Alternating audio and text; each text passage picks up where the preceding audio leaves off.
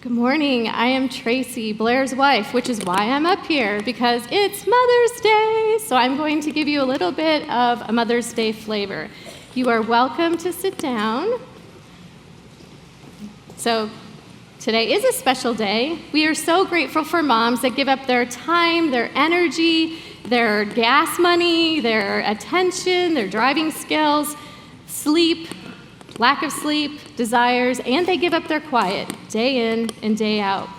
You might have little ones or maybe not so little ones, and they're following you. They're imitating you. And I want to know if you can just sit in the quiet for a moment and think about how you're showing them life. So we're going to talk about that a little bit through this time because you carry a lot of responsibility and we celebrate you. So happy Mother's Day! And we also know in this room that not everyone is celebrating Mother's Day. There may have been loss over the last year or sadness. No flowers to buy, no cards to send. Just sadness or heaviness, or maybe just some mixed feelings. We want to honor that difficult journey. And for others, you're not really sure how to describe the relationship with your mom. You're not really sure what it looks like, how it feels. Sometimes it hurts, sometimes it doesn't. And then there's others who desire to be a mom, and that's just not part of the plan right now. And your desires are not being met, and there's grave sadness. So I want to just bring all of that to the Creator who sees that and put it on the table and just ask Him to come close. So Father, we are your people, and you are leading us. And you see the aches in this room. You see the loss, the pain. You see the gladness and the joy, like it's in here. And you see the uncertainty, not knowing what's to come. And God, you say that you'll be there with us. We don't have to face it alone. So you help us just to remember and recall your sweet Spirit being with us in this place. And if someone needs a shoulder or someone needs a moment, will you help us kind of go into that space for one another and lift each other up. I thank you for that. All right. Today, we're going to look at what it means to follow. And unfortunately, I am not like Blair. I cannot memorize. I have to read, so I hope you will forgive me for such. And I do have a runny nose, so if someone has a Kleenex, if I could kindly borrow that, if anybody would be willing to bring that, that would be awesome. I'm sorry. It's just going to, drip down. Thank you so much. Awesome. Thank you. Okay. Now, thank you. That was very kind. All right. So we all follow someone. Moms, your kids are following you. Dads, your kids are following you. Relatives, teachers, mentors, small group leaders, bosses, staff, friends. We're following someone. And if you're leading in any kind of capacity, you will know this because someone is following you. John Maxwell, who is the leader guru in Christianity, says, "He who thinks he leads but has no followers is only taking a walk," which I thought was kind of genius. Great leaders have followers. Someone's behind you. And sometimes they even have great followers. Not always, but sometimes. And there are all kinds of leadership books and podcasts and conferences to find out how to be a great leader. There's also all kinds of information to find out how to follow well. Blair has been learning how to follow a healthy diabetic diet so that he can live long and his body will function well. And I have been learning how to study under professors, how to learn the process, trust it, and not follow that critical voice that gets in my head that says I'm not enough. On and on, we learn how to follow. Who and what we follow has the ability to change us. The parent who attunes, the coach, the teacher, the boss, the colleague or friend who sees our potential and sees beyond the messes that we bring into the room really can change us. This is God's idea. Change occurs within relationships. If you don't have anyone around you, you don't know what it will bump up against someone else that needs changed. So in following Jesus, who is the greatest leader, change can occur at the deepest core of who we are. This following is more than ordinary. It's not a have to follow, like a have to obey, have to exercise, do homework, go to church. This is not a simple one and done, I'm going to do this, get this project in, pass this test, or win this game. It's not even a follow so everyone sees me looking good follow, or marking off how good I am so I can ignore that critical judge. Following actually comes from the word akolothia in Greek. It means to pursue, to attend, and to heal. And I love H-E-E-L. I love that picture. He's saying if you could heal, stop, go, move on his heels. I imagine these disciples following on his heels, people following on him. Jesus was calling people close when he said, I want you to follow me. And the disciples in the early days did exactly that. They left everything, their boats, their livelihood, their fish, their families, their safety, the familiar and the known, and they followed on his heels into the unknown.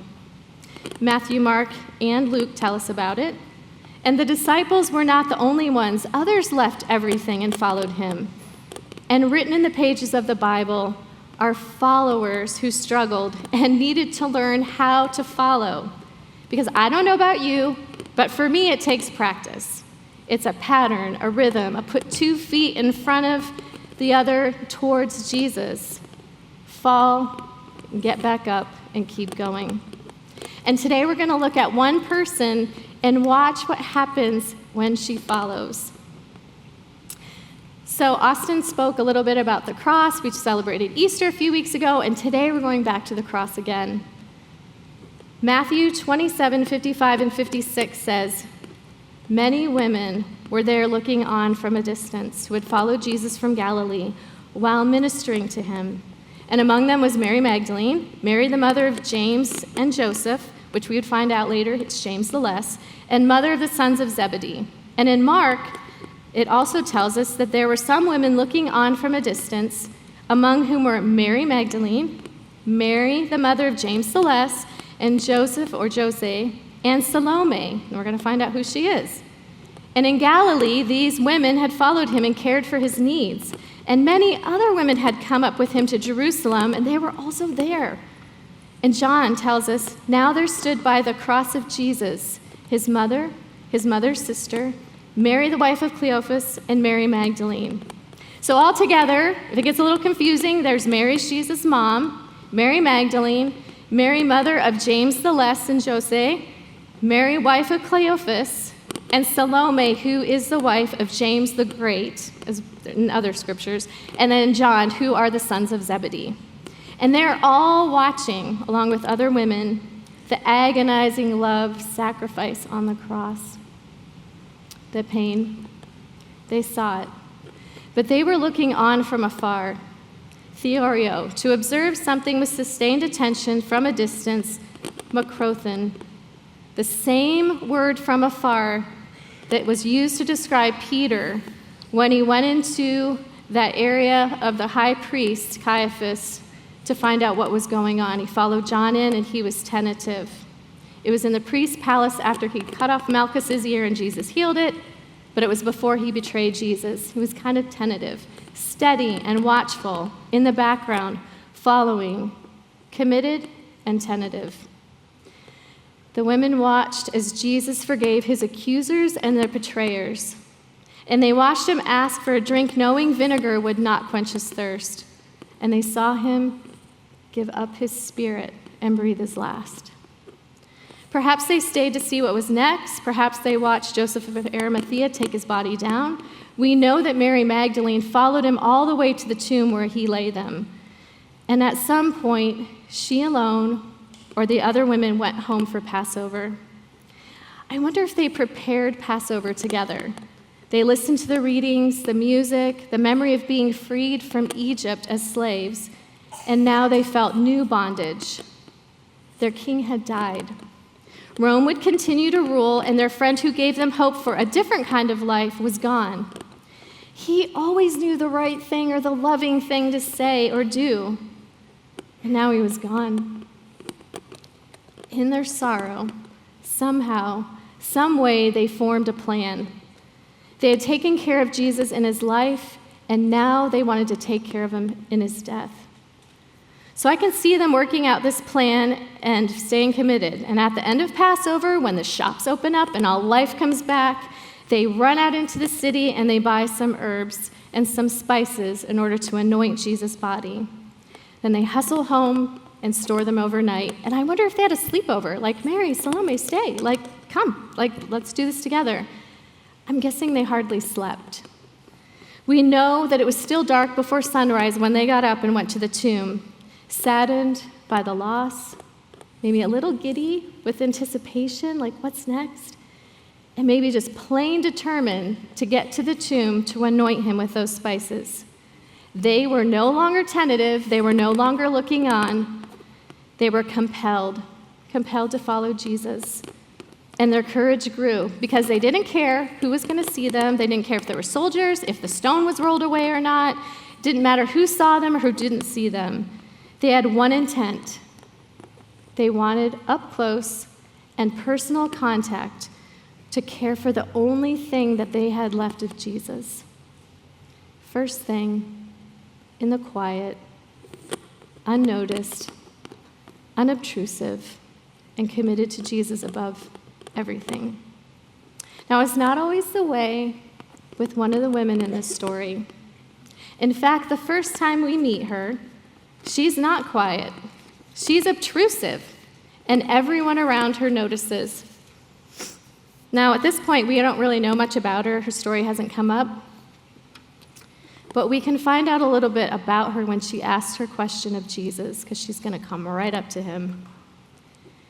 She had heard Jesus earlier say, ask anything you want, and it'll be done. So why not? He's going to be a king. He needs some people in authority. So she takes her sons up to Jesus in front of all the other disciples, not privately, in front of them all. She knelt before him and asked for a favor. In Matthew 20:21, Jesus saw her coming, and he graciously asked her, what is it you want? And she told him, grant that one of these, my two sons of mine, may sit on your right and the other on your left in your kingdom. I want you to listen to what Jesus asked.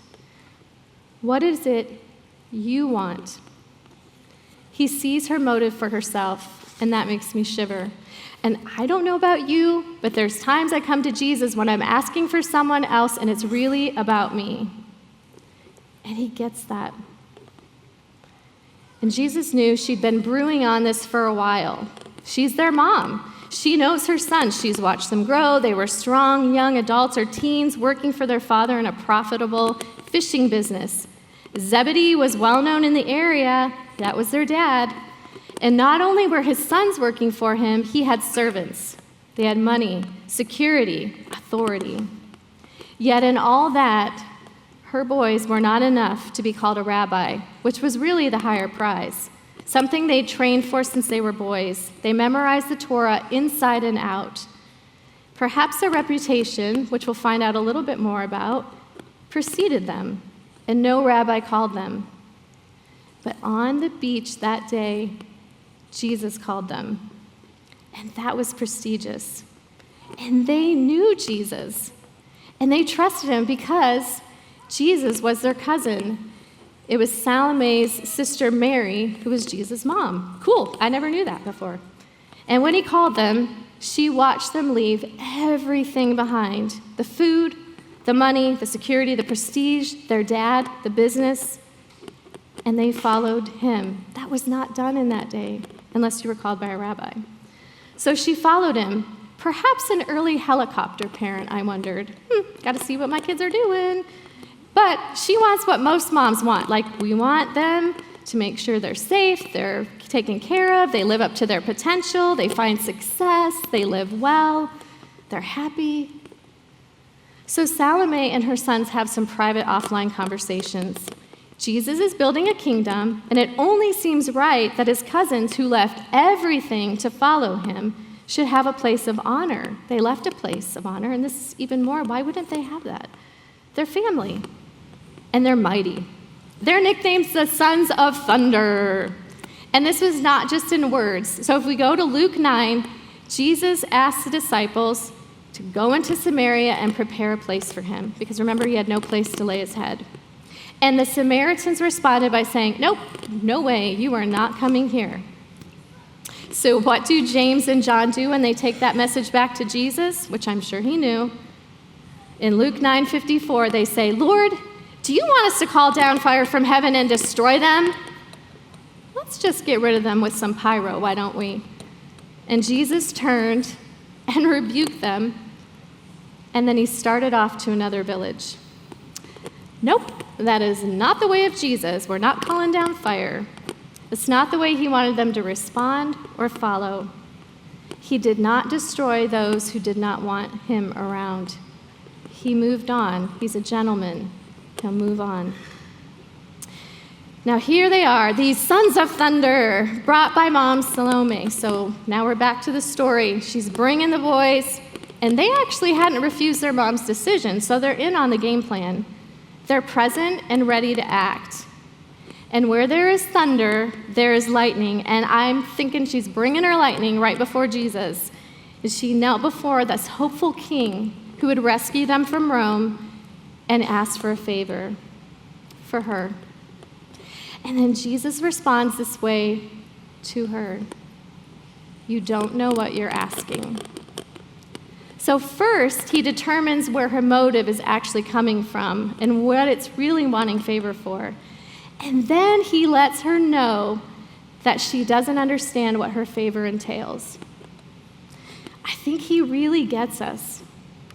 Sometimes we bring our requests before God with favor in mind for someone else, for ourselves, for our friends or family, and we can't see down the road.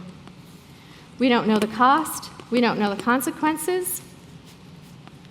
And Jesus is so kind. He asks the sons of Zebedee if they can drink the cup that he'll drink of the death that would come.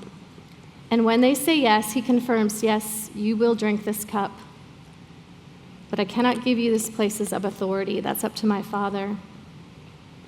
Let me clarify before we go further.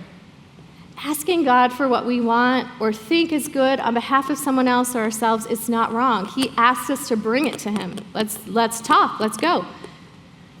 But for Salome and myself and maybe some of you, sometimes he just needs to tweak our motives a little bit and align it with him. He is so kind when we come to him and we have those impure motives or we have a little bit of selfishness to say, let's move that a little bit.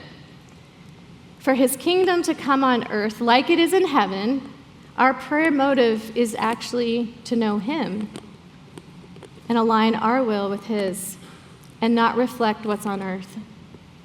And her favor reflected earthly motives of rights and fairness and power and status and positions of authority in an earthly kingdom. That's not what his kingdom looks like.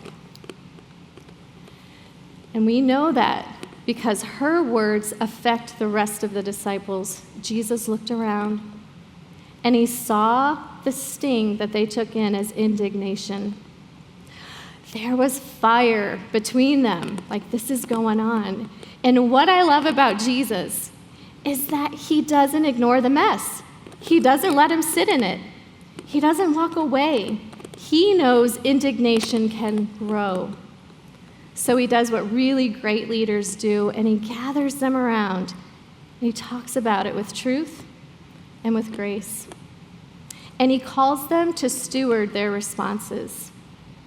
Yeah, some things aren't fair. It doesn't look right. It's not good. But how we respond shows how we are following Jesus.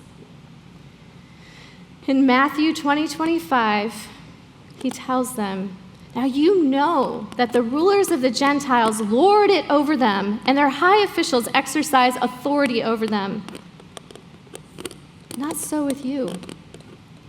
Instead, I love this, whoever wants to become great among you must be your servant. And whoever wants to be first, sit on my right, my left, must be your slave. Just as the Son of Man did not come to be served, but to serve, and to give his life as a ransom for many.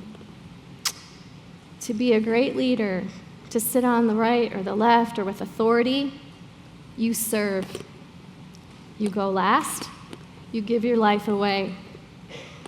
So opposite of their world, so opposite of our world. Such a teachable, tender moment he has with his disciples from this. He can use anything for good. He was filled with strong love for them and direction. We say we want to know God's will. This is part of it. Then they're off, just like that. They leave Jericho just like they left Samaria without calling down fire. Jesus didn't hang around and make a guilt trip out of it. He spoke truth, and then he moved on. He's so kind like that. You don't have to worry about coming to him because he's not going to be about the guilt. He's going to tell you, you reckon with it, confess it, and move on. And Salome decides to follow on with him. And this is what she hears next. Son of David, have mercy on us.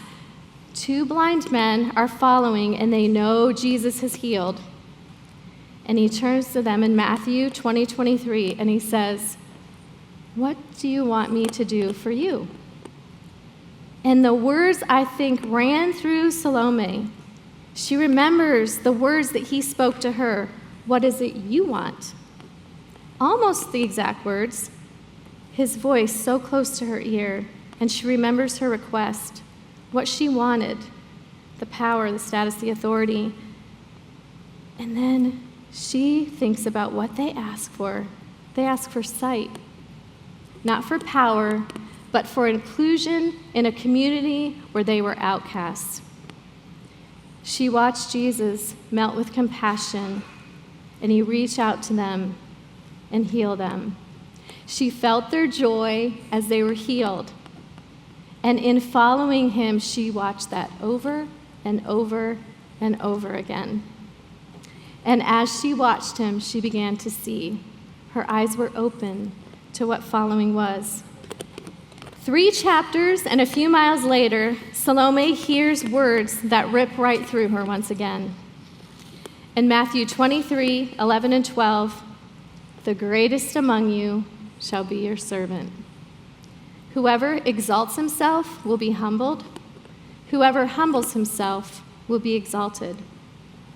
And I believe her spirit melted. Yes, this is what it means to follow.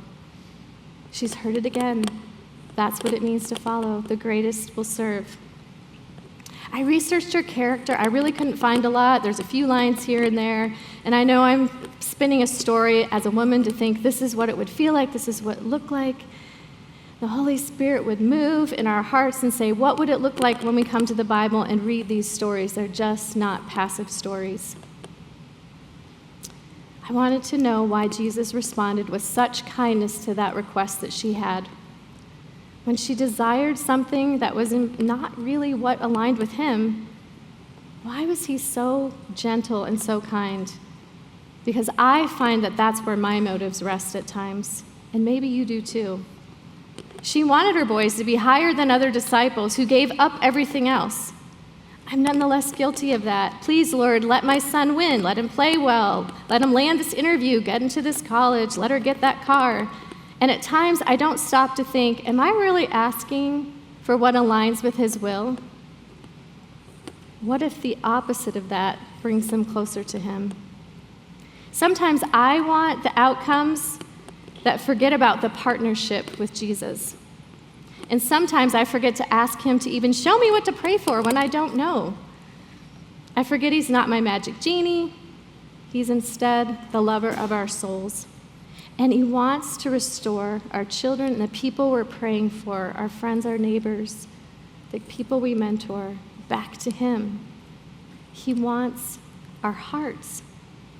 Then that's when real life begins. So to connect with him more than my desires, I began a practice of confessing before I wake and when I sleep.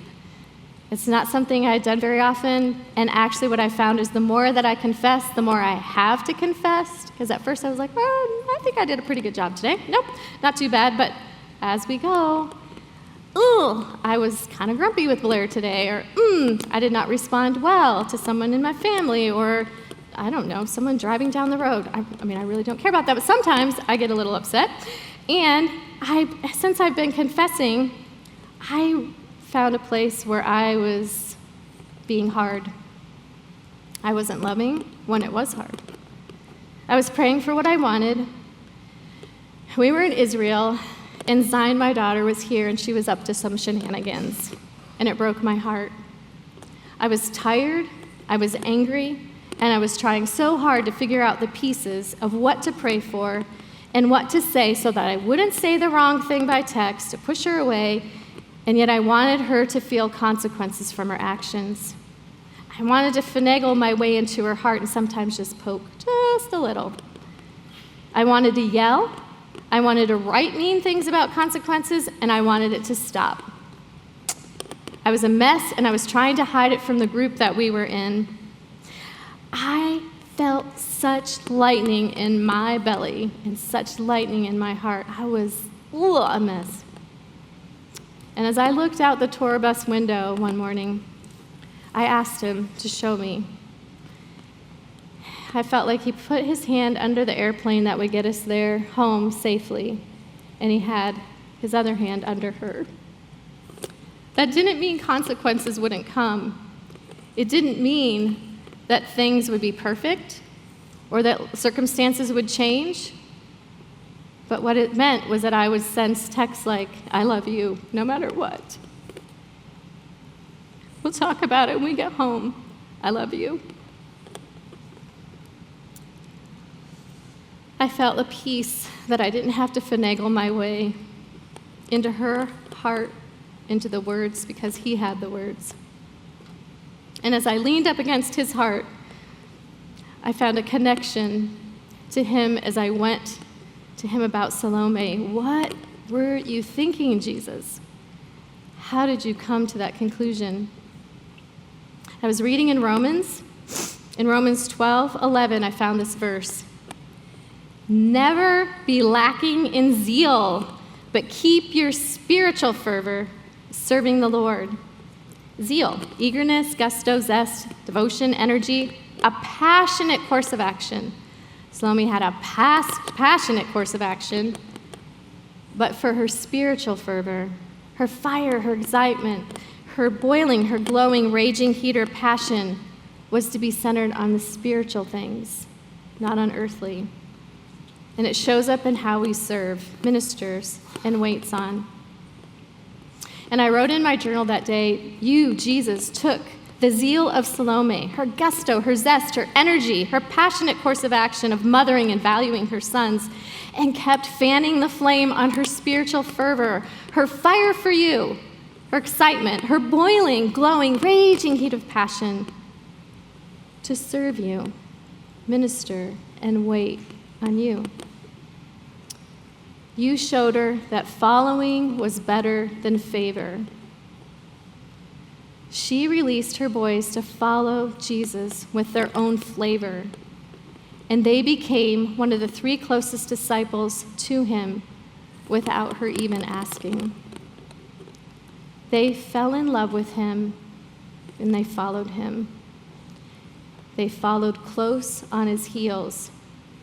She followed close on your heels, Jesus, and learned to trust you. You trusted safely with those who were in her care, trusted to love her and those she loved, and she learned moment by moment to give you the desires of her heart. And the next time we see Salome, she's at the cross with other Marys. And then the next day or 2 days later, she's taking those spices to serve the king early in the morning when no one would notice and no one would applaud. Along the way, she had learned to trust the source of life. He was not afraid to step into the hard places of thunder and lightning. He wants our hearts, all of it. We can choose to be like Samaria and say, no way, not coming, nope, you're not coming in that space. And he'll move on. Or we can follow like Salome, imperfect, but willing to follow, on his heels. Let him make his home in us. Consider our motives, confess them, and trust him. Not easy, but we can learn to trust him with the hard. Our family, those who follow us, our friends, our teammates, our colleagues, our neighbors. On and on, because we learn to pray for what aligns with his kingdom. serving, giving, loving others, and wanting to win. He wants to win our hearts. And that's what the band is going to talk about next. God wanting our hearts, promising to be there for us no matter what. After Christ's death, Salome and the disciples felt abandoned. They had no idea. And I'm guessing they had a sleepless night or two. And they didn't understand what he had in mind. He wanted to win their hearts and show them it was safely tucked inside of him. And that is still his hope today. In the Father's unique and gracious way, he offered Salome something that she had previously wanted. In Mark 16, 1-7, when the women arrived at the tomb, they saw the young man in white sitting, and he told them to go and tell the disciples that Jesus was alive. Women would not have been the first choice to go and tell something of that magnitude. But Jesus was so kind, because in that day, you needed 2 or 3 witnesses of women in order to make something stick. And how many? For sure, we know there were at least 3. And Salome was one of them. And it reminds me of the shepherds, that Jesus came and he released his good news with people who would not have been the popular ones, would not have been the ones at the top of the chain. Salome was summoned, and she was given prestige and honor, power and authority to announce all that Jesus had risen. But this time, she knew the heart of her king. She watched him up close and personal, right on his heels, and she practiced following and found that she did not need earthly favor for her and her sons. He had showed her what mattered. He was enough. He saw into her soul, and he loved her. He loved all of her. She leaned her heart against his and she found him changing her heart. That's following. Serving unnoticed, without prestige, unrecognized by the world, yet more powerful, life-changing.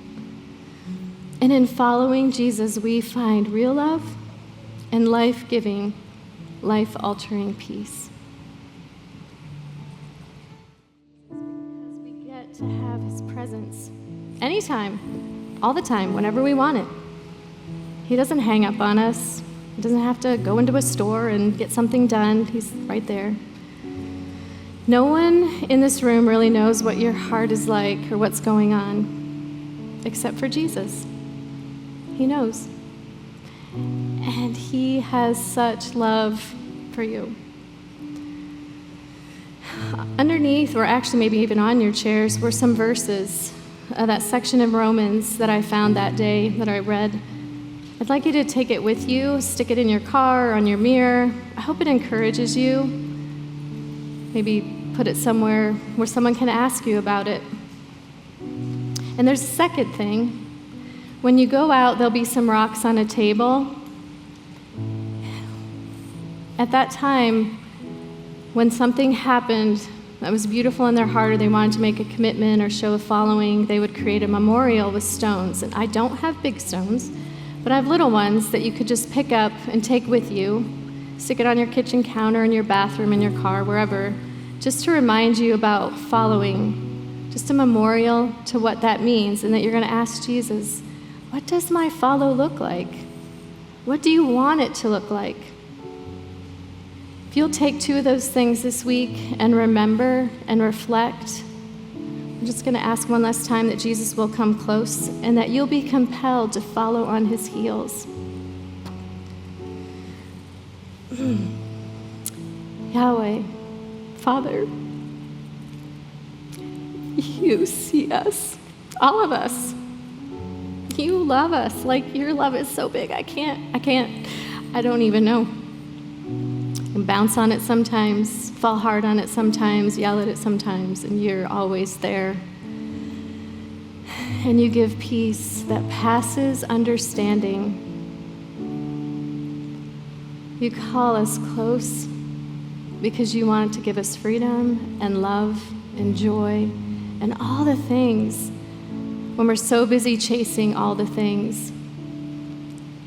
So will you remind us this week, will you just come into our spirit, help us to talk with one another, reach out to a friend or just you and say, what do you want my follow to look like? You are the only one who can change us. You give us life. You offer us peace. And I ask for quiet moments to come this week for everyone in this room that will choose the quiet, will choose to hear your heart. In Jesus' precious name, thank you. Amen. Thank you, all of you, for attending and listening and trying to hear what God has to say. So, thank you. So if you'll take those verses with you and pick up a rock, maybe that will remind you this week of what Jesus wants to do in your heart. Hope you have a happy Mother's Day or a great, gray, sunshiny day out there, and we'll see you next week.